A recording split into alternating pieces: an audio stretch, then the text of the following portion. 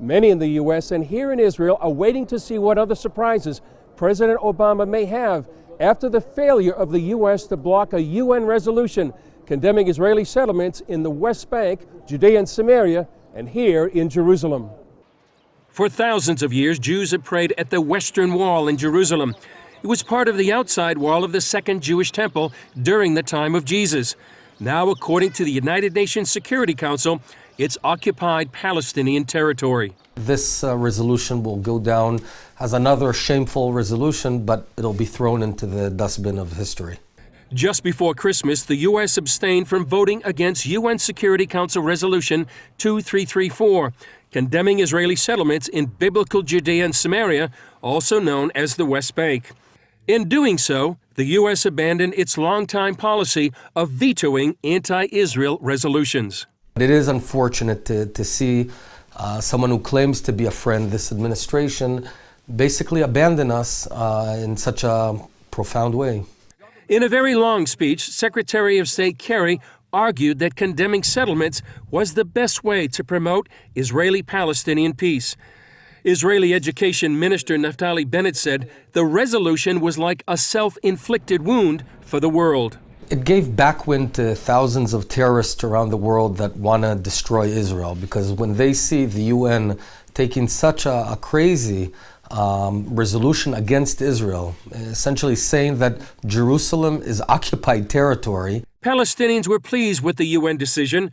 They hope it will force Israel to give them land without giving anything in exchange. We know now that it was a premeditated move by the Obama administration together with the Palestinians against Israel. Israel says it has evidence it will give incoming President Trump that the Obama administration helped write the resolution. According to a report by the Middle East Media Research Institute, the Egyptian daily Al-Yum Al-Sabi published the minutes of a secret meeting between Kerry and National Security Advisor Susan Rice and PLO Executive Committee Secretary Saeb Erekat. The minutes of the meeting reveals that the sides agreed to collaborate regarding a resolution on the settlements. The American side focused on coordination of positions between Washington and Ramallah regarding the resolution on the settlements, which was brought to a vote in the Security Council and adopted. It's not clear what can be done to reverse the effects of the resolution, but many are concerned that the upcoming Paris Peace Conference will deliver yet another international blow to the Jewish state.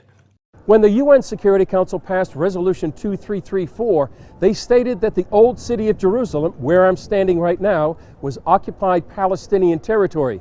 And as you'll see, they either denied or ignored more than 3,000 years of Jewish history. The UN Security Council resolution took the dramatic step of declaring all settlements in Judea and Samaria, also known as the West Bank, occupied Palestinian territory. The Security Council specifically includes East Jerusalem, which includes the Old City. That encompasses the Temple Mount behind me, where King Solomon built the first Jewish temple 3,000 years ago.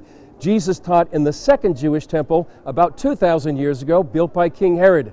It also includes the City of David and Mount Zion, the location of the Last Supper. And below the Temple Mount is the Western Wall, where Christians and Jews from around the world come to pray. We're going to continue to build, we're going to continue to be here, we're going to continue to enjoy the sun in the midst of the wind and the rain. Moshe Kompinski is a shop owner in the Jewish quarter of the Old City, now considered illegal by the UN. There's a whole different, almost jovial attitude to people who are coming here. They know why they're here, they know this is where they need to be, and they're sort of smiling and look at me. I'm the new criminal that's come into occupied territory. This isn't occupied territory. This has been the place of God's presence and the place of his people for 3,000 years. It was embarrassing that the United States abstained. I think it was almost unforgivable. Former governor and presidential candidate Mike Huckabee told CBN News that the U.S. abstention betrayed its friend and ally.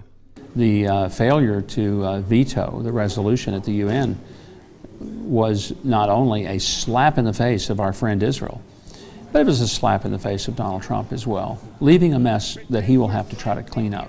Huckabee believes the incoming Trump administration will work to reverse the resolution. I think ultimately it's going to be reversed because I expect that Donald Trump and his administration will make it very clear that if this kind of action against one of our allies is going to stand, again, an anti-Semitic act of hate, that if necessary, I mean, I'd like to see the president-elect say, we'll pull out of the UN. Trump has already sent positive signals to Israel with the nomination of David Friedman as U.S. ambassador to Israel and calling for the U.S. embassy to be moved to Jerusalem. In the meantime, Kempinski says the UN resolution clarified even more why he's in the Jewish quarter. In many ways, it's almost like I want to thank the UN for making it so clear that their position makes no logical sense, no historical sense, and my position getting up in the morning, coming into this place which they claim is occupied territory and returning to the place that we've been here for 3,000 years makes all the sense in the world. And there could be more. In the last days of his administration, many fear President Obama might try another move to delegitimize Israel. The most likely opportunities would be at the upcoming Paris Peace Conference on January 15th, or some other resolution before the Trump inauguration on January 20th.